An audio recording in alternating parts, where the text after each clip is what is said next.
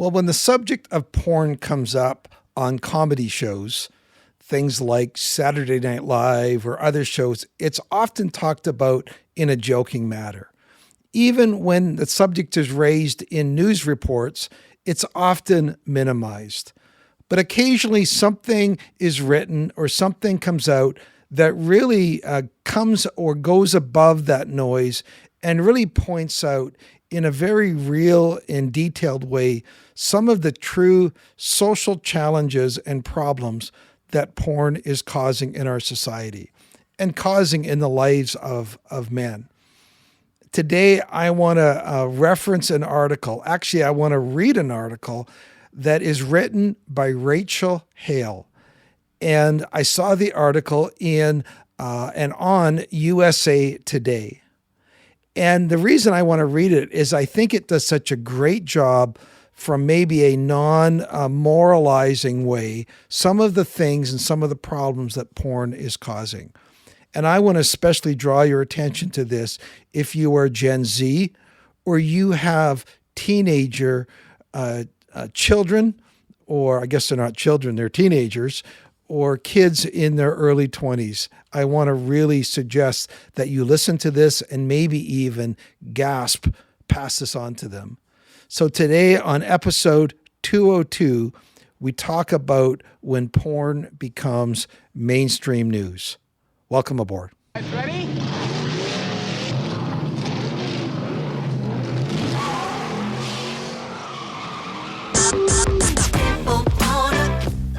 When it comes to porn, are you stuck, spinning out, or slipping backwards in your life?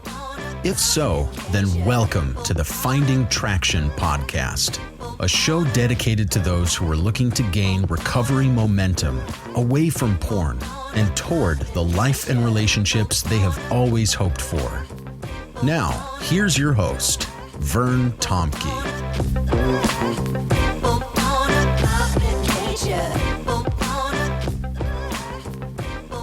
Well, before we get to this article, I want to just talk for a second about the word freedom. I have begun to volunteer at a local maximum security prison. And I am always struck when I'm in that prison, the number of steps that it takes me to get out of that prison. I think I have to talk to 3 different guards and 3 different sliding metal doors showing my badge. And the last door that I go through is actually a chain link fence full of, razor wire at the top. And I feel a little bit like Andy Dufresne in Shawshank Redemption. I walk into the parking lot, and the first word that comes to my mind is the word freedom. And I'm always struck with this idea that I can walk out of the prison and the men that I talk to cannot. And you might be in a situation where you're going, is real freedom possible for me?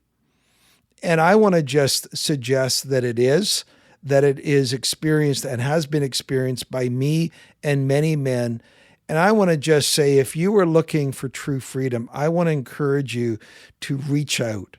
If you have not reached out to me on Circle, first of all, I encourage you to click on the link in the show notes and join our Circle learning platform. And there you will get access to a whole bunch of free resources, things that can help you in your recovery. You will also be able to watch the first couple lessons of the Finding Traction podcast, the Finding Traction lesson, and also information about how you can connect with a group. You don't have to connect with a group, but there's information there on how to do so if you want to. All of that is available to you. And I want to encourage you. I just had a guy reach out to me today, 22-year-old guy, says, hey, I want to hear more. Can we get together? And so we're getting together this afternoon for a free Zoom call, and simply my way of pointing him towards some more recovery resources. All right. Well, this podcast is called When Porn Becomes Mainstream.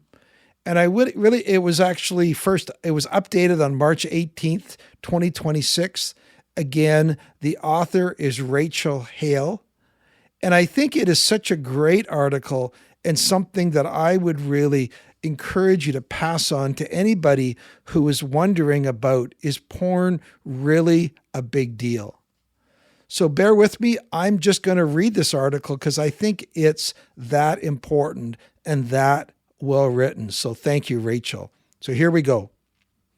Ryan didn't open his phone with the intention of finding porn. But when the 11-year-old came across it on his social media feed, he was intrigued. As he watched, he experienced a rush of curiosity and excitement. Soon, his brain was hooked on that dopamine rush. It became a daily routine. He told himself he could stop if he wanted to, but the habit grew from something he did in the confines of his bedroom to an all-consuming urge. His parents installed internet blockers, but he got around them. By the time 6th grade started, he was ducking out of class up to 3 times a day to watch porn and masturbate in the bathroom. Porn is just an emotional crutch to avoid all of the feelings that I didn't even realize I was having, says Ryan, now 25, who, like others USA Today spoke to for the story, requested that his last name be withheld because of the sensitive nature of the topic.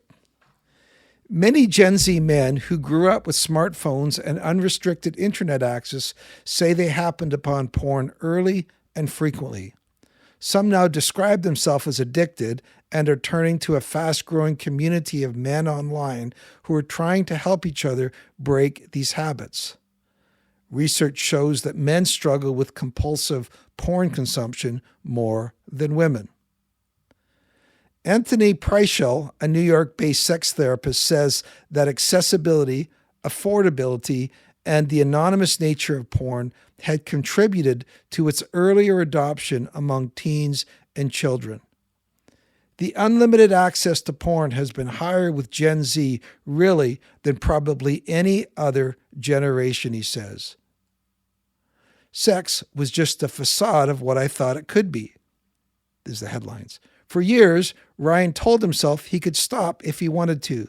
But when, as a teen, he was sent on a mission trip where he was unable to watch porn for 9 months, he felt depressed and experienced physical symptoms, including chronic exhaustion, headaches, and extreme mood swings. I was so lethargic and just tired all the time and sad, Ryan says. Within days of returning home, he had gone back to using porn.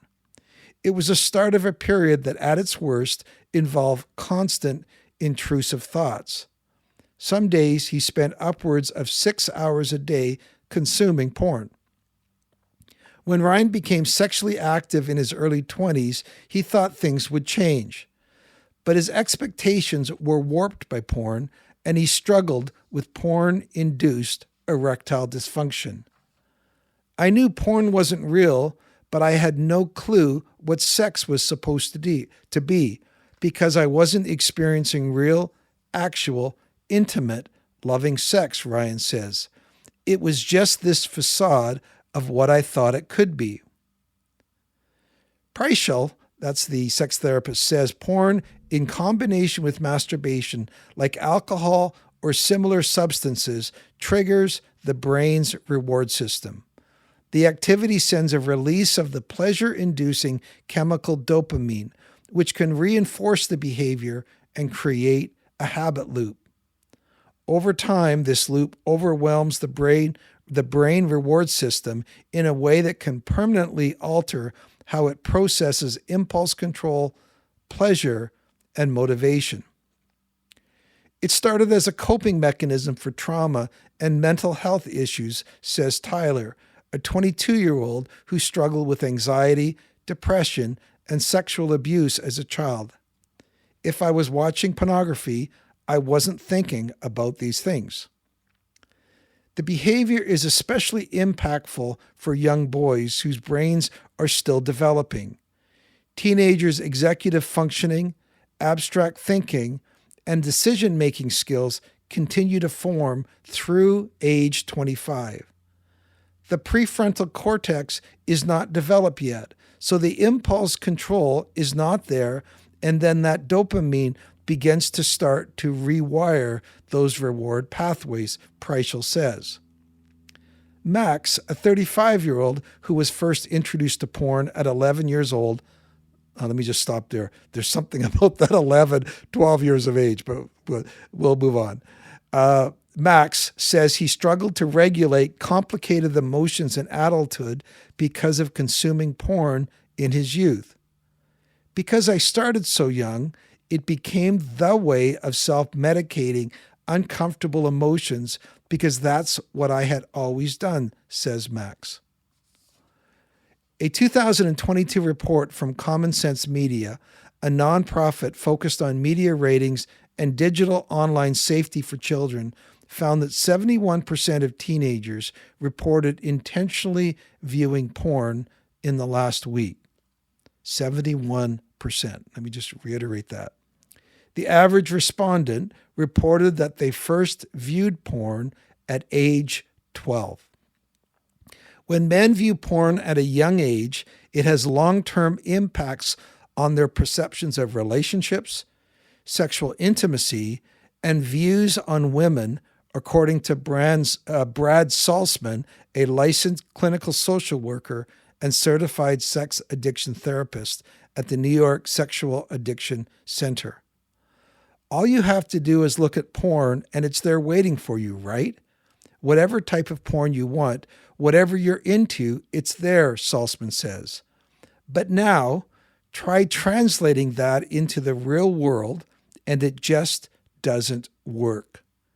Your girlfriend or your wife doesn't always want to do what you want to do when you want to do it. Well, there's a surprise. The porn industry is rapidly growing. One recent analysis showed that the adult entertainment market is valued at more than $191 billion, with its growth expected to reach close to $275 billion by 2032. Some corners of the internet even celebrate compulsive porn use. There are entire discussion forums dedicated to optimizing the experience of watching illicit videos and discussing specific content. In 2024, Reddit banned a popular subreddit on the topic, but dozens of others remain active. Max says porn's transition to the internet coincided with his teenage developmental years.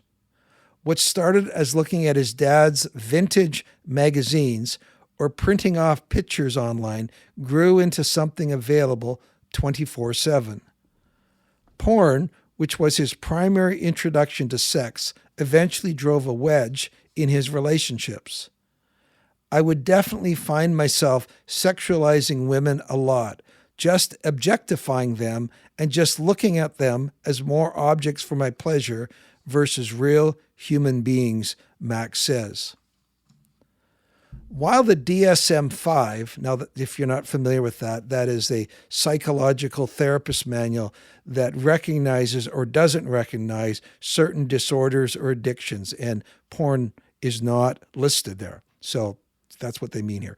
While the DSM-5 does not recognize compulsive porn use as a formal disorder, online communities of men who have been impacted say that to them it feels like an addiction, and it's one for which people are constantly seeking help. Some Reddit forums dedicated to quitting porn now have more than 1 million users. Max says speaking with other men who have experienced compulsive porn use has been the biggest motivator on his journey. More than a dozen Reddit groups dedicated to quitting porn draw more than 500,000 weekly visitors combined. I think it's the biggest thing impacting men today, and it's a bigger problem than anybody probably even knows, Max says. For young men who struggle to find professional help due to the shame, guilt, and embarrassment associated with porn use, these groups provide a first step towards support. Group moderators lead monthly motivational challenges that users can sign up for To track their accountability, some users place the number of days they have been free from porn in their user profiles. Users say that these groups have helped them find accountability, recover their relationships, and push them to seek out professional help from therapists and sex addiction support groups. Have you ever heard of one of those groups? Salzman says the value of these groups can't be overstated. Finding that there are, in fact, other men going through the same thing, guys who can relate to them and aren't going to judge them, and then hearing stories from some of these guys about what strategies have actually worked, I think it's tremendously helpful, Salzman says. Ryan, who uses Reddit forums to supplement an in-person 12-step group he attends, says it took exploring these support spaces to realize he had an abnormal relationship with sex. I had this idea in my head that everybody, men and women, regardless of who they were, would cheat given the opportunity, and everybody's thinking about sex as much as I am, Ryan says. Hearing people's stories, I realized that's not true at all. Ryan says recovery is a long road, but he's focused on replacing porn with new, healthy habits. He's deleted most of his social media and started reading before bed. That's a great idea. He's implemented a diligent workout plan. He's also sought out hobbies that compel him to leave his house. He purchased a membership at an archery club and joined a local Dungeons and Dragons group. For the last 14 years, Ryan hasn't known who he was without porn.